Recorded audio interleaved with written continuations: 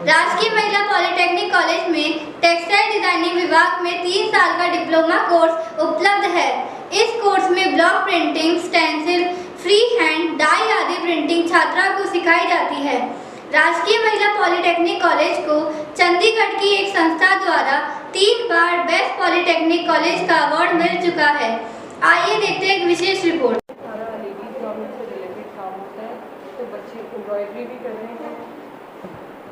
आशा आप लोग एक बार आगे आते गारमेंट्स दिखाओ आ जाइए दीदी आप लोग।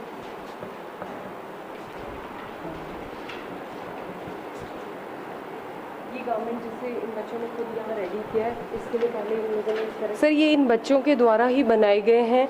इसके लिए ये लोग पहले पेपर पैटर्न बनाते हैं, जिस मेज़रमेंट का इनको ये ड्रेस बनाना होता है उसका ये पेपर पैटर्न बनाते हैं। उसके बाद इन्होंने ड्रेसेस रेडी करी है। सारा काम यहीं पे मशीनों के द्वारा होता है। बिल्कुल ये रेडीमेड की स्टाइल में इन लोगों ने पूरे गारमेंट्स बनाए। बच्चे बताएंगे कि इन्होंने किस किस तरीके से बनाया। एम्ब्रॉयडरी का जैसे ये लोग कर रहे हैं, ये सारा काम इन्हीं के द्वारा किया जा रहा है। हाँ मैडम, इसमें आपका क्या रोल है, कहाँ से शुरुआत करते हैं आप इसकी? सर इसमें थ्रेड से कसूती एम्ब्रॉयडरी बनाई है ये मैटी फैब्रिक पे, और थ्रेड से बनाते हैं सर। ये मटेरियल आपको यहाँ से प्रोवाइड होता है या आप खुद लेके आते हैं? सर मार्केट से। Yes sir. उसमें आपको कितना टाइम लग जाता है? कोर्स 3 साल का है। इसमें 3 साल का कोर्स है, सेविंग के अंदर 3 साल का कोर्स है। यस। और ये जो सिलाई की जो है कशीदे वाली जो पहले जो मशीन आती थी वो अपने आप ही चलती थी मशीन, वैसा नहीं है कि इसमें या खाली सुई धागा ही है इसमें? नहीं सर, वो हमारे आगे 3rd ईयर में है, अभी हैंड एम्ब्रॉयडरी है। तो आपको कितना टाइम हो गया? अभी हमें 1.5 ईयर हो गया। 1.5 साल हो गया। Yes sir. अभी आपको 1.5 साल और लगेगा। उसके बाद में क्या करियर आपका? उसके बाद में हम मतलब कंपनी में जॉब करना। जो आपको यहाँ से प्रोवाइड हो जाती है या फिर आपको अपना करना पड़ता है, गवर्नमेंट की तरफ से हो जाता है? यहाँ से प्रोवाइड होती है और हम अपने भी कर सकते हैं।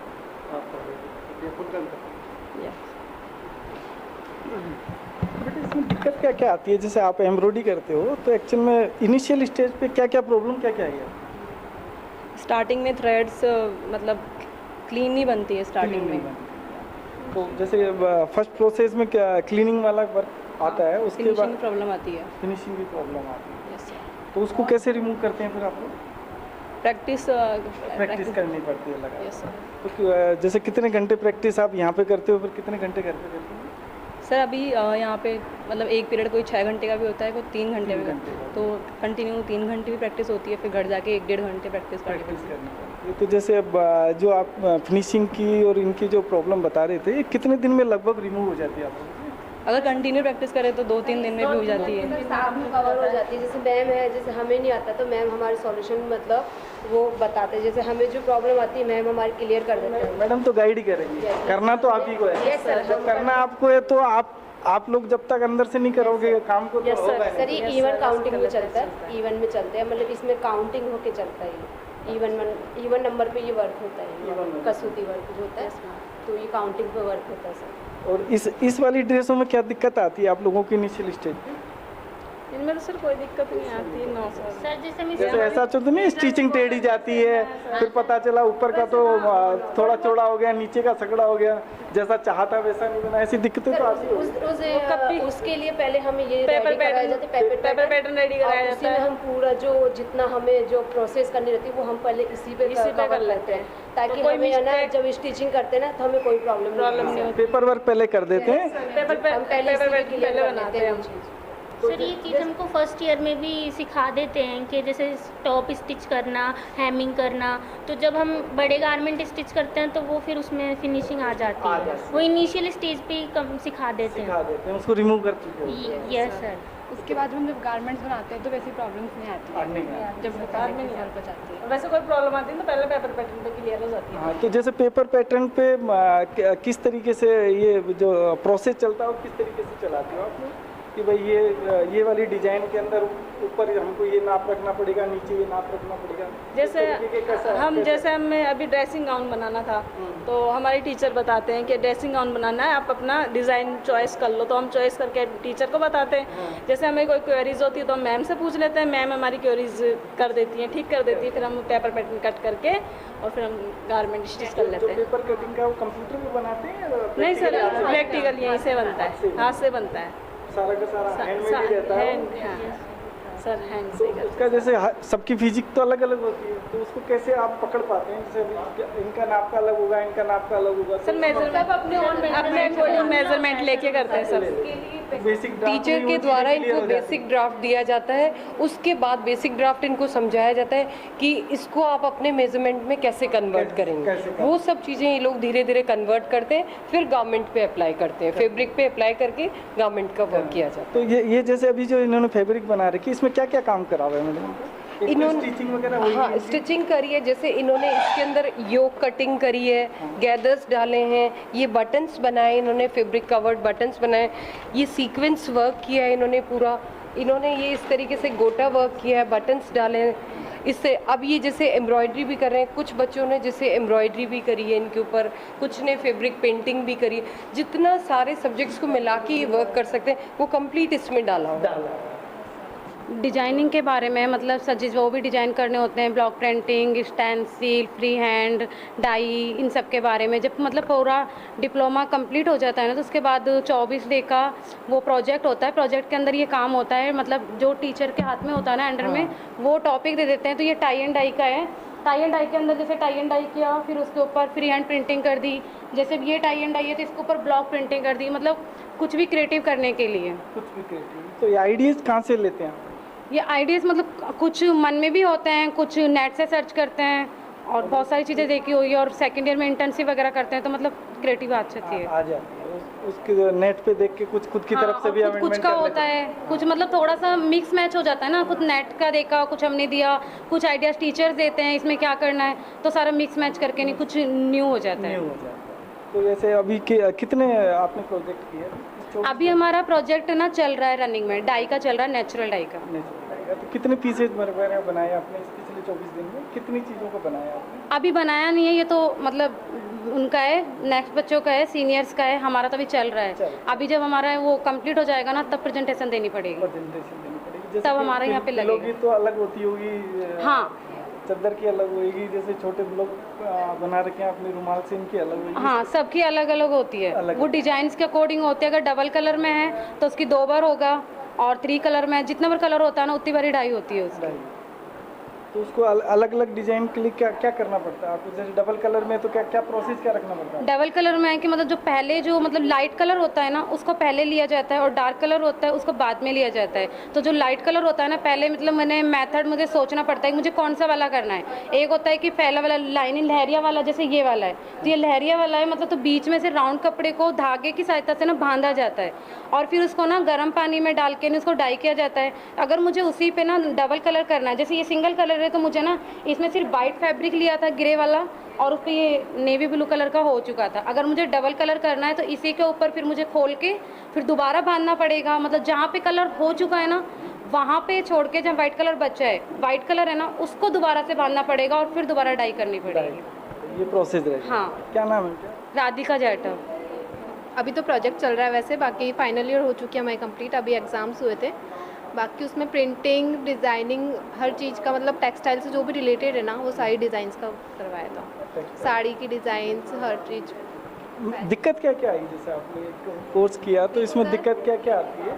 दिक्कत तो मतलब आपकी क्रिएटिविटी पे है। अगर आप कुछ नया क्रिएट नहीं कर पाते तो और दिक्कत होती है कि आप पुराना ही जैसे रिलेट कर रहे हो ना, तो वो चीज़ नहीं होती इसमें। आपको नया ही कुछ हट के करना पड़ता है, तभी इस फील्ड में कुछ है जगह आपकी। तो इसलिए बस नया नया क्रिएटिविटी सोचनी पड़ती है। तो उसके लिए जैसे सोचने के लिए क्या क्या आप प्रोसीजर को अपनाते हैं? प्रोसीजर नेट पे जाते हो? नेट से तो थोड़ी सी कुछ हेल्प लेते हैं, बाकी टीचर्स की हेल्प लेते हैं, क्योंकि टीचर्स को पता होता है कि क्या अब है जो फोरकास्ट में चल रहा है, तो उस अकॉर्डिंग भाई एक तो उनकी गाइडेंस हो गई, उनकी गाइडेंस हो गई, और एक खुद ही नेट वाला काम नेट हो वाला हो गया, और एक बुक्स वगैरह हो गई होगी, बुक्स हो गई, कोई माइंड सीनियर अपना होगा, सीनियर सजेस्ट कर देते हैं, सीनियर से कुछ फ्रेंड सजेशन कर देते हैं, सब कुछ फैमिली के लोग सजेशन कर देते हैं, सबकी सजेशन मिलके कुछ नया क्रिएट होता है। क्रिएट होता है, तो इनको सबको यूज करते हैं आप हाँ बिल्कुल, इसलिए सबसे अलाइन भी हो जाता हाँ वो कुछ नया बनता है है, फिर। नया बनता है। टेक्सटाइल सेकेंड ईयर से हूँ सर। ये सब ट्रेडिशनल प्रिंटिंग है, अलग अलग जगह पे कैसी कैसी प्रिंटिंग होती है। जैसे ये राजस्थान में बनाई जाती है सांगानेरी प्रिंट, तो हमें अभी यही सिखा रहे हैं कि अलग अलग जगह पे अलग अलग प्रिंट क्या है। तो ये सांगानेरी प्रिंट है, राजस्थान में की जाती है सांगानेर में। ब्लॉक प्रिंटिंग आपने सुना होगा, जो लकड़ी के उससे बनाते हैं वही। और ये है पटोला डिज़ाइन, जो गुजरात में बनाते हैं। इसमें दोनों से ये वीविंग है और ये प्रिंटिंग है। इसमें वीविंग होती है, जो अब वो हथकरघा हैंडलूम पे वीविंग होती है दोनों तरफ से। ये कुल्लू शॉल है, ऊन से बनाया जाता है। शॉल तो गर्मी सर्दी से बचाने के लिए शॉल। ये कलमकारी, ये कांचीवरम है। ये पटोला है जो गुजरात की फेमस होती है। इसमें वीविंग होता है और ये दोनों साइड से बनता है, मतलब हैंडलूम पे दोनों तरफ के थ्रेड्स चलते हैं, उनसे ये बनता है। दिस वन इज़ ब्रोकेड, जो बनारस का फेमस होता है। इसमें जरी के धागे यूज़ लेते हैं और जो फैब्रिक होता है वो हमारा सिल्क का होता है। इसमें कलर्स ब्राइट कलर्स लिए जाते हैं क्योंकि ये फंक्शंस में पहने जाते हैं, शादी और बड़े बड़े अच्छे ऐसे। कांचीवरम है जो कांचीपुरम का फेमस है। इसमें भी जरी का धागा यूज़ किया जाता है। ये होता है बांधनी होता है, और बांधनी बहुत सारे टाइप्स होते हैं। इनमें बहुत बारीकी से काम किया जाता है, जो कि मतलब पावर लूम्स द्वारा नहीं किया जा सकता। और इसमें जो कॉटन फैब्रिक यूज़ लेते हैं जो बहुत थिन होता है, बिकॉज इसकी डिज़ाइंस बहुत थिन की जाती है। This one is Kullu shawl, जो हिमाचल से होता है। इसमें ऊन का यूज़ किया जाता है। ऊन में हम कलर्स करते हैं, ब्राइट कलर्स करते हैं जो नेचर को प्रोड्यूस करते हैं, जैसे ग्रीन, लाइट रेड, ऑरेंज, जो भी। ये सांगानेरी प्रिंट्स होती है। ये ब्लॉक्स प्रिंटिंग्स होती है, जो लकड़ी के जो ब्लॉक्स होते हैं उनके द्वारा कॉटन पे किए जाते हैं। इनमें सारे नेचुरल कलर्स यूज डाइस की ली जाती है, जो प्रकृति से हमें पहले से मिली जाती है। सब ट्रेडिशनल डिज़ाइन से, जो हमारे पहले पुराने के ट्रेडिशंस को दिखाती है। This one is Kalamkari sir. ये आंध्र प्रदेश में बनाई जाती है और ये मतलब ह्यूमन फिगर्स को दिखाती है, भगवानों के डिज़ाइंस को बताती है कि हम, और इनमें बहुत बारीक काम किया जाता है। ये मिनिएचर्स होते हैं, ये मोस्टली ये राधा कृष्ण का भी बनाए जाते हैं। कोई भी कपल्स होता है उनकी शो करते हैं, उनको डिस्क्राइब करते हैं।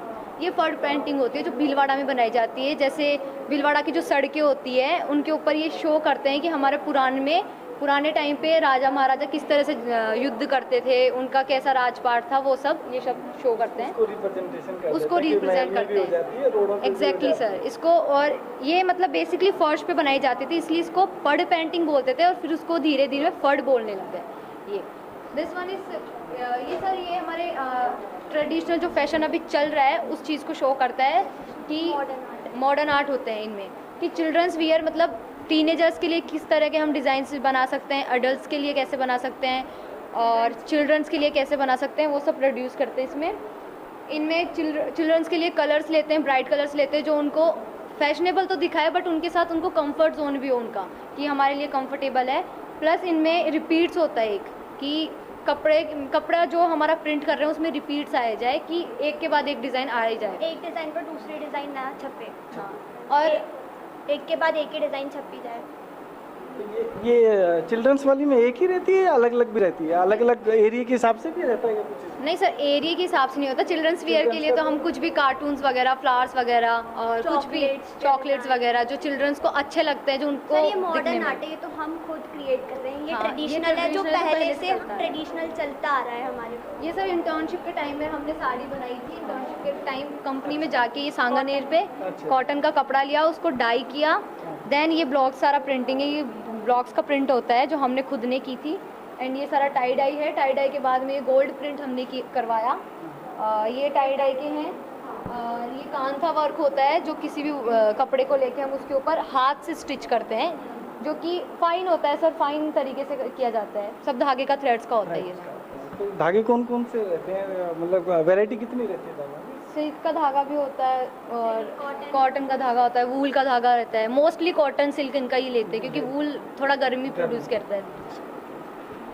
श्री शेखावत सेकेंड ईयर से। शेखावत। नाम बताएं बेटा। प्राच्य अवस्थी।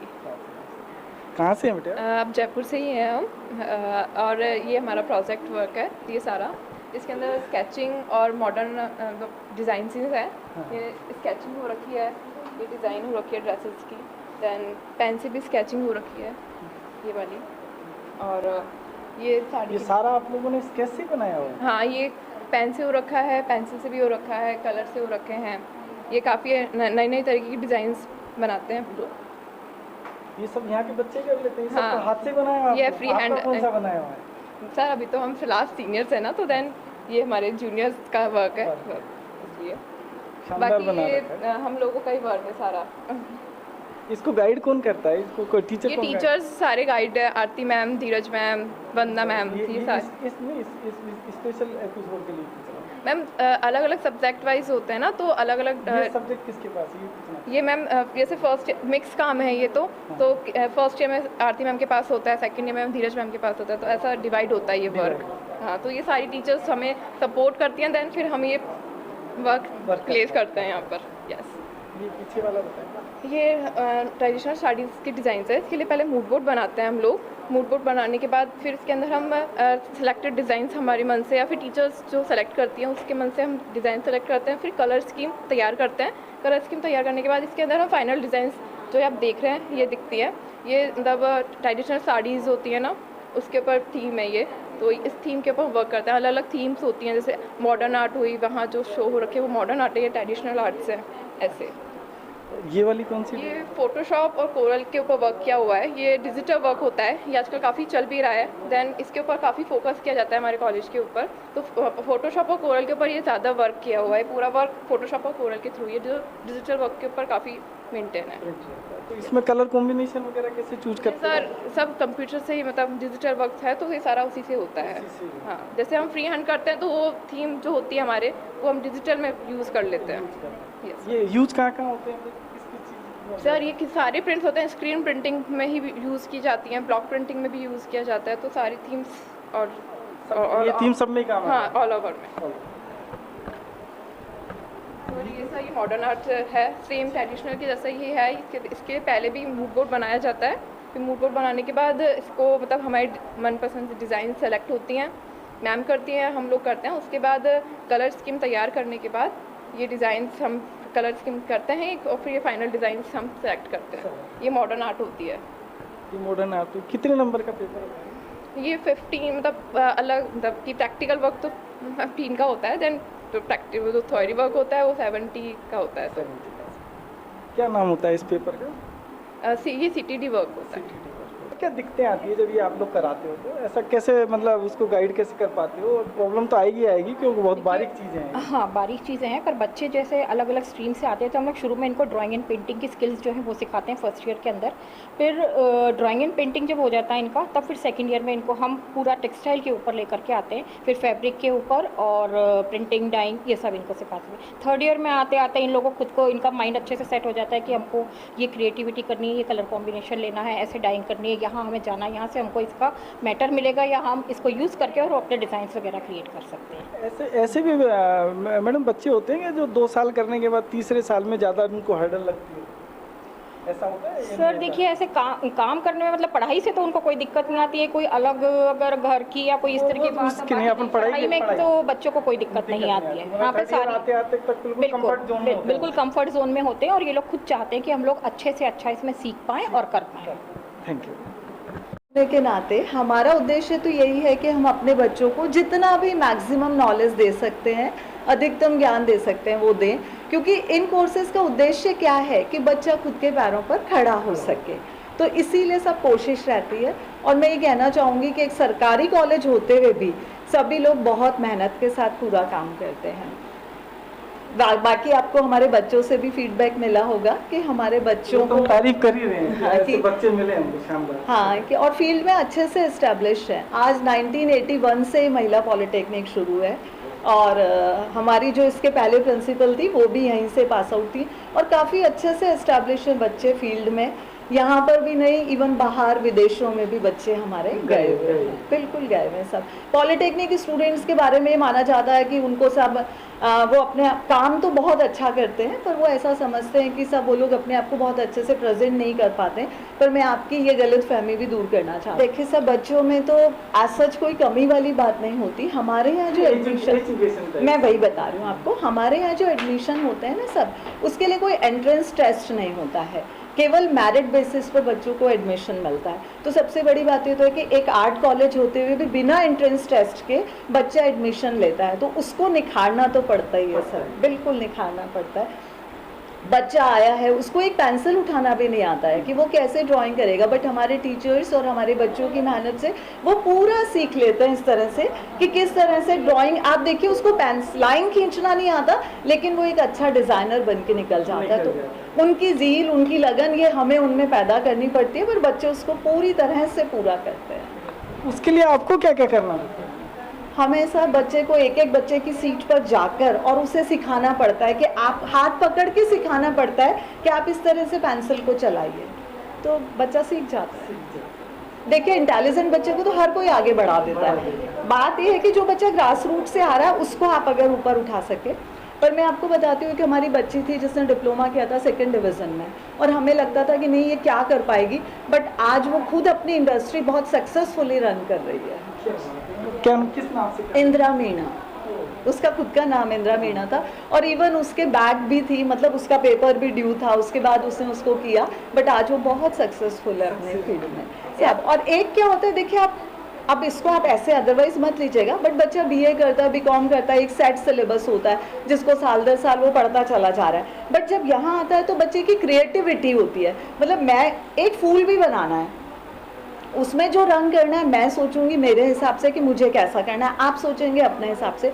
तो यहाँ पर जो सबसे ज़्यादा जोर दिया जाता है वो बच्चे की क्रिएटिविटी को डेवलप करने पर दिया जाता है, कि उसकी जो सृजनात्मकता है वो बढ़ सके, ताकि वो अपने नए नए विचार जो वो सोचता है, किसी भी चीज़ को देखकर आपके मन में कोई विचार आ सकता है और मेरे मन में कोई और विचार आ सकता है, तो उसी चीज़ को निखारा जाता है यहाँ पर। तो इसलिए बच्चा कभी इन कोर्सेज को करते समय उसको ऐसा नहीं लगता कि मैं यही करा जा रहा हूँ, मेरा यही रूटीन वर्क है, वो नहीं हो पाती, तो उनका इंटरेस्ट डेवलप हो जाता है इसमें धीरे धीरे। मैं संजुक्ता, HOD कमर्शियल आर्ट, और 30 इयर्स का मेरे वर्किंग एक्सपीरियंस है यहाँ पर।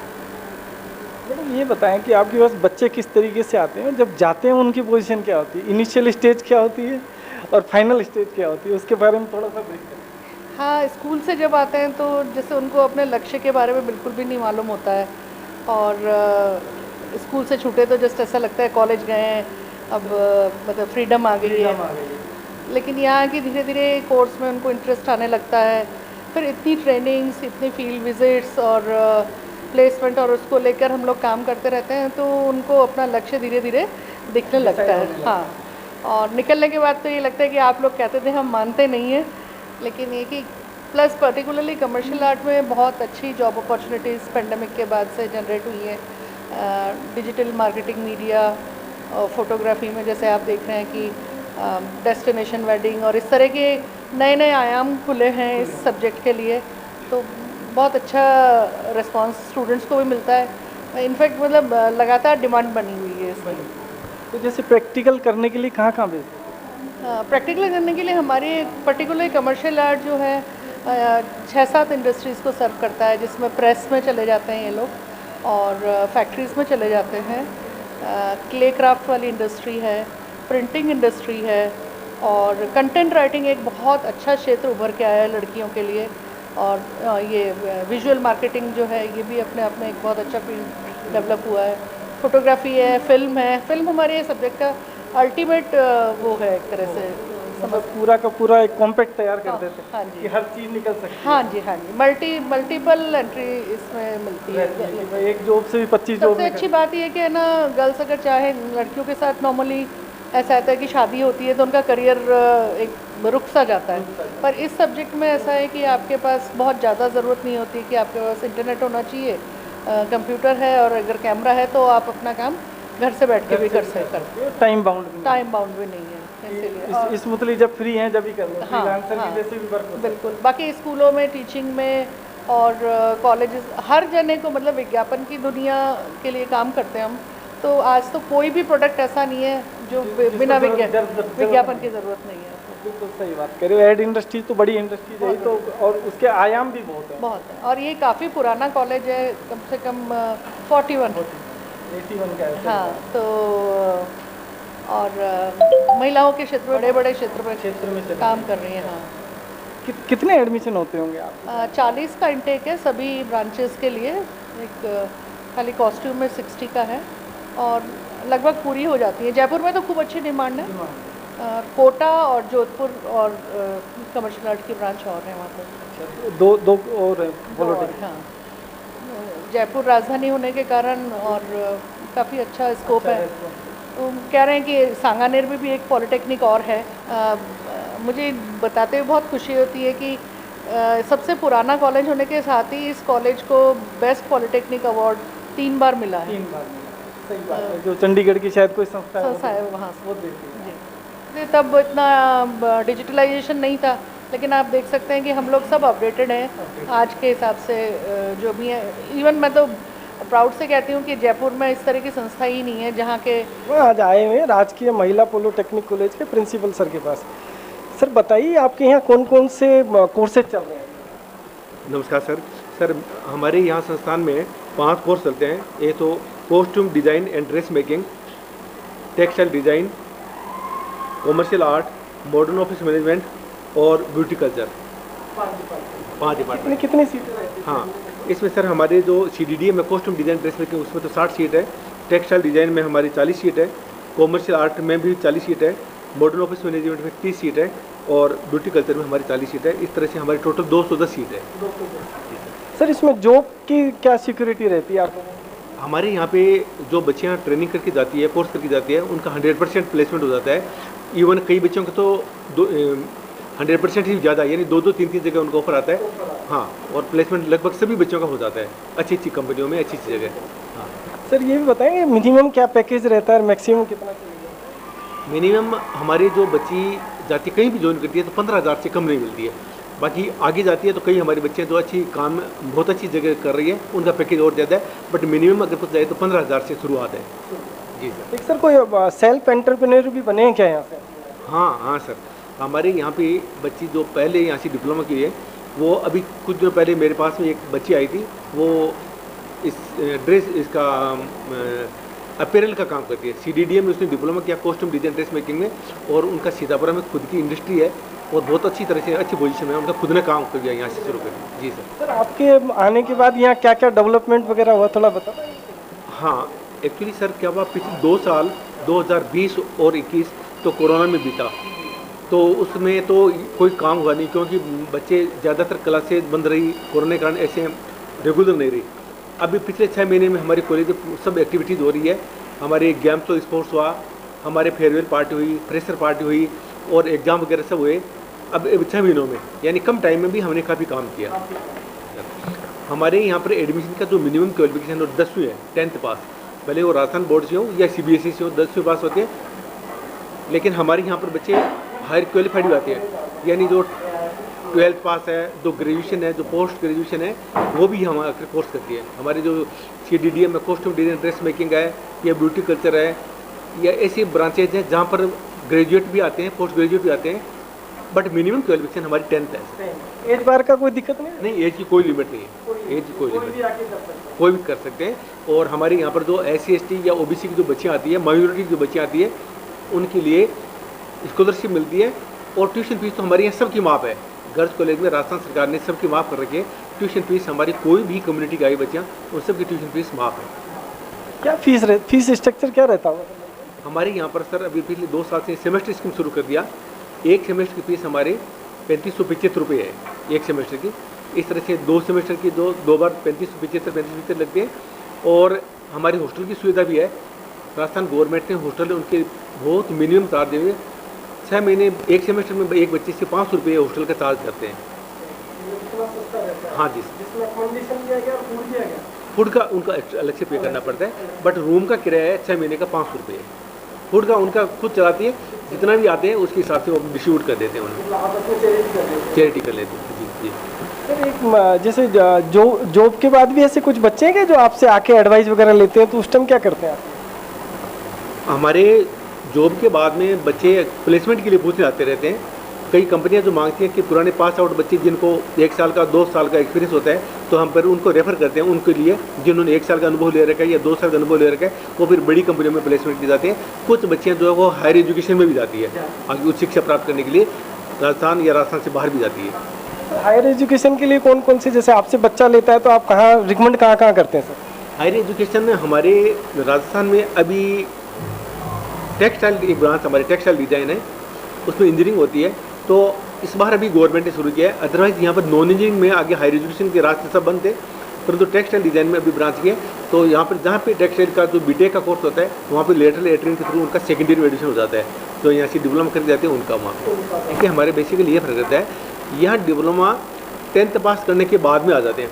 कई जो बच्चियाँ होती है ऐसे परिवार से होती है जो आगे मतलब 12th पास करके बीटेक करने का मतलब है उनको 12वीं के बाद में 4 साल और पढ़ना। लेकिन लड़कियां जो है हमारे राजस्थान में शादी जल्दी कर देते हैं, ये कई पेरेंट्स की आर्थिक स्थिति ऐसी होती है कि आगे बढ़ा नहीं पाते इतना, इसलिए उनको कम टाइम में और जॉब ओरिएंटेड कोई कोर्स चाहिए तो कम टाइम में 10वीं पास करने के बाद ही हमारा 3 साल का डिप्लोमा कर लेती है और उनको कोई कोई जॉब मिल जाता है, सेल्फ डिपेंडेंट हो जाते हैं। इसलिए हमारी यहाँ पर बच्चियाँ डिप्लोमा में आती है 10th पास करके। तो मतलब लड़कियों को सुरक्षा के संदर्भ में भी कुछ गाइडेंस वगैरह कराते हैं आप लोग?